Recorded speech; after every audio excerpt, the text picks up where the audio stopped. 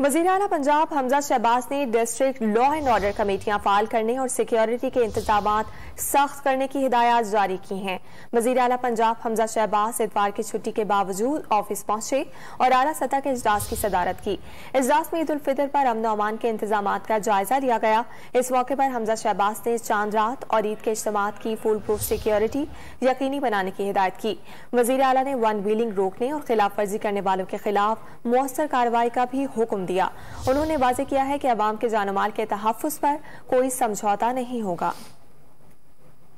वज़ीर आला पंजाब हमजा शहबाज ने डिस्ट्रिक्ट लॉ एंड ऑर्डर कमेटियां फाल करने और सिक्योरिटी के इंतजाम सख्त करने की हिदायत जारी की हैं।